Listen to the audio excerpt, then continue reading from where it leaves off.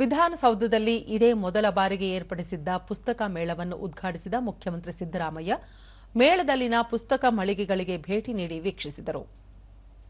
ವಿಧಾನ ಪರಿಷತ್ ಸಭಾಪತಿ ಬಸವರಾಜ ಹೊರಟ್ಟಿ, ವಿಧಾನಸಭಾಧ್ಯಕ್ಷ ಯುಟಿ ಖಾದರ್, ಉಪಮುಖ್ಯಮಂತ್ರಿ ಡಿಕೆ ಶಿವಕುಮಾರ್, ರಾಜ್ಯ ಸರ್ಕಾರದ ದೆಹಲಿ ಪ್ರತಿನಿಧಿ ಟಿಬಿ ಜಯಚಂದ್ರ, ಪ್ರಾಥಮಿಕ ಶಿಕ್ಷಣ ಸಚಿವ ಮಧು ಬಂಗಾರಪ್ಪ, ಜ್ಞಾನಪೀಠ ಪ್ರಶಸ್ತಿ ಪುರಸ್ಕೃತ ಡಾ ಚಂದ್ರಶೇಖರ್ ಕಂಬಾರ ಮತ್ತಿತರ ಗಣ್ಯರು ಉಪಸ್ಥಿತರಿದ್ದರು. ಒಂದು ವಿಶೇಷ ಒಳ್ಳೆಯದಾಗಲಿ ಅನ್ನುವಂತಹ ಹಾರೈಕೆ ಮುಖ್ಯಮಂತ್ರಿಗಳಿಗೆ ಅಕಾಡೆಮಿ ಪ್ರಶಸ್ತಿ. ಇದೇ ಸಂದರ್ಭದಲ್ಲಿ ಹಿರಿಯ ಸಾಹಿತಿಗಳನ್ನು ಸನ್ಮಾನಿಸಲಾಯಿತು. ಜನತೆಯ ಪರವಾಗಿ ಅಭಿನಂದನೆಗಳು.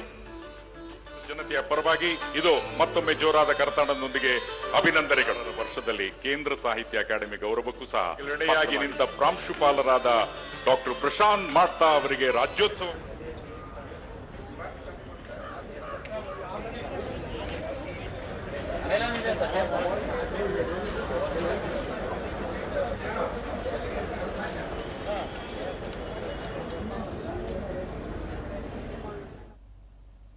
ಬಳಿಕ ಮುಖ್ಯಮಂತ್ರಿ ಪುಸ್ತಕ ಮತ್ತು ಸಾಹಿತ್ಯದ ಓದು ಮನುಷ್ಯನನ್ನು ಹೆಚ್ಚು ಹೆಚ್ಚು ಮಾನವೀಯಗೊಳಿಸುತ್ತದೆ. ಆದ್ದರಿಂದ ಓದುವ ಹವ್ಯಾಸವನ್ನು ರೂಢಿಸಿಕೊಳ್ಳಬೇಕೆಂದು ತಿಳಿಸಿದರು.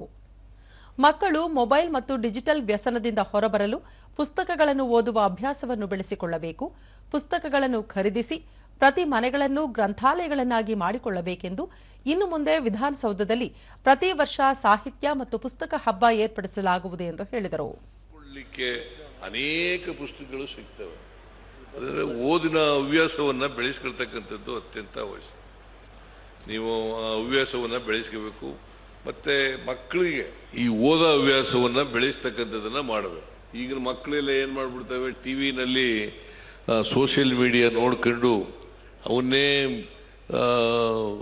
ಹಿಡ್ಕೊಂಡು ಕೂತ್ಬಿಟ್ಟಿರ್ತವೆ, ಅಡಿಕ್ಟ್ ಆಗಿಬಿಟ್ಟಿರ್ತಾರೆ. ಅದಕ್ಕೆ ಮೊಬೈಲ್ ಫೋನ್ಗಳಿಗೆ ಅಡಿಕ್ಟ್ ಆಗಿಬಿಟ್ಟಿರ್ತಾರೆ. ಅದ್ರ ಬದಲು ಪುಸ್ತಕಗಳಿಗೆ ಓದ್ತಕ್ಕಂಥ ಅಡಿಕ್ಟ್ ಆಗಲಿ ಅಂತಕ್ಕಂಥ ಮಾತುಗಳನ್ನು ಹೇಳಲಿಕ್ಕೆ ಬಯಸ್ತಾ ಇದ್ದೇನೆ.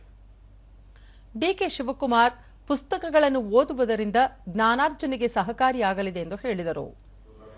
ಇತಿಹಾಸಕ್ಕೆ ಪುಸ್ತಕ ಹಿಡಿದೇ ನಾವೇನು ಮಾಡ್ಲಿಕ್ಕೆ ಸಾಧ್ಯ ಇಲ್ಲ. ಇದಕ್ಕೆಲ್ಲ ಒಂದು ಹೊಸ ಆರಂಭ ಮಾಡಿಕೊಂಡಿದ್ದಾರೆ. ಶುಭವಾಗಲಿ. ಜನ ವಿಧಾನಸೌಧಕ್ಕೂ ಬಂದಂಗೆ ಆಗಬೇಕು. ನಮ್ಮ ತಲೆಯಲ್ಲಿ ಜ್ಞಾನದ ಭಂಡಾರ ನಮ್ಮ ತಲೆ ಒಳಗಡೆ ಹೋಗೋ ರೀತಿಯಲ್ಲಿ ಅನುಕೂಲ ಆಗಬೇಕು ಮುಂದಿನ ಹೊಸ ಪೀಳಿಗೆಗೆ.